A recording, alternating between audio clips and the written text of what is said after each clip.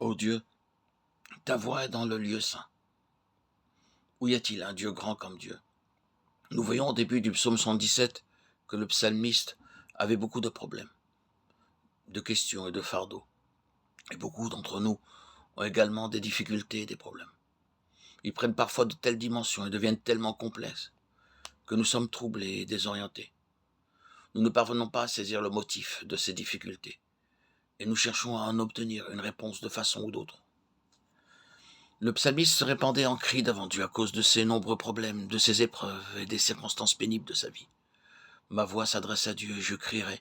Ma voix s'adresse à Dieu et il m'écoutera. C'est avec un cœur lourd et chargé qu'il criait et implorait l'Éternel.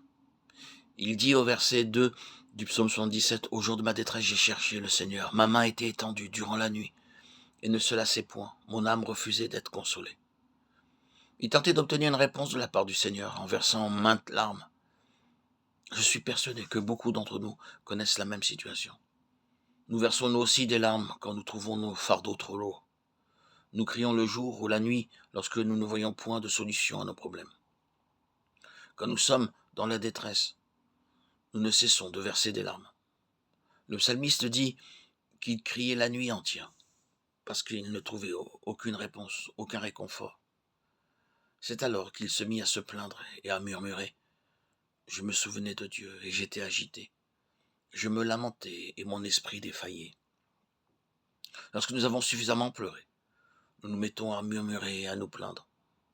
Nous commençons à réfléchir, à nous poser des questions quant à la raison du silence de Dieu, à l'égard de nos prières ou de ce qu'il permet à quelques personnes de se dresser contre nous.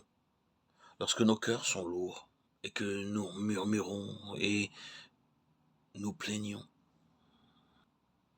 nous sommes déprimés au lieu d'être consolés. Le psalmiste trouvait que son esprit était submergé au lieu de trouver du réconfort.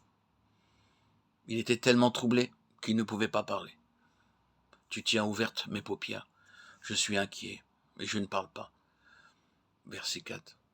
Nous aspirons à quelques aides à cause de toutes nos difficultés, nos épreuves. Et si le secours fait défaut, nous devenons oppressés, angoissés, misérables, à un degré extrême. Quand nous sommes déprimés, découragés et abattus, nous ne voudrions voir personne. Et si nos connaissances viennent à nous, nous ne désirons nullement leur parler. Le psalmiste essaye alors de se rappeler le bon vieux temps. Je pense aux jours d'autrefois, aux années des siècles passés. Je me souviens de nuit de mon cantique, verset 5. Nous efforçons nous aussi de trouver le réconfort en nous souvenant de la façon dont Dieu a répondu à nos prières et comment il nous a bénis dans les jours et les mois écoulés.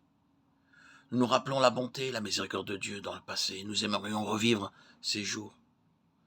Nous disons, le Seigneur m'a secouru dans le passé, mais aujourd'hui, il ne me donne plus rien. Et le psalmiste dit, le Seigneur rejettera-t-il pour toujours et ne montrera-t-il plus sa faveur? C'est l'étape suivante. Après avoir crié, après s'être plaint et avoir murmuré, nous commençons à dire, je ne pense pas que Dieu répondra à mes prières. Et le découragement aidant, les doutes envahissent nos cœurs. Abraham a aussi commencé à douter de Dieu parce qu'il ne lui accordait pas d'enfant à l'heure prévue par lui. Genèse 15, 1, 2. Mais en dépit de ses doutes, Dieu lui est apparu et lui a donné l'assurance qu'il lui accorderait un enfant. Et Abraham dit, Seigneur, j'ai attendu l'accomplissement de ta promesse pendant ces 10 dernières années. Et tu ne m'as pas encore répondu. Je ne pense pas que tu aies l'intention de tenir ta promesse. À présent, je compte devoir donner mes biens à Eliezer. C'est ainsi parfois que nous parlons à Dieu. Le psalmiste s'exprimait ainsi car il avait attendu longtemps, il n'y avait pas d'espoir. Plus loin il dit, sa bonté a-t-elle cessé pour toujours? Sa parole a-t-elle pris fin de génération en génération?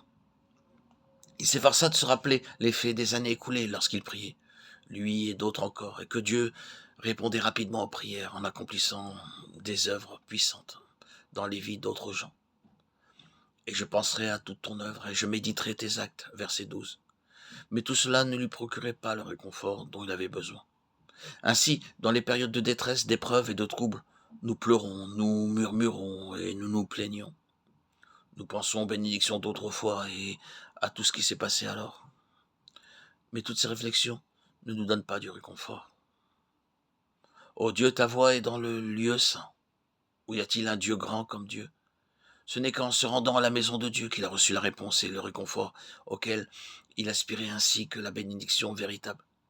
Au verset 13, nous trouvons qu'après avoir séjourné dans la maison de Dieu, son attitude s'est totalement modifiée. Il déclare maintenant, « Toi, tu es le Dieu qui fait des merveilles. Tu as fait connaître ta puissance parmi les peuples. » Verset 14, c'est uniquement dans la maison de Dieu que nous trouvons le réconfort. Nos fardeaux sont enlevés. Nos problèmes sont résolus. Et nous sommes fortifiés dans nos épreuves.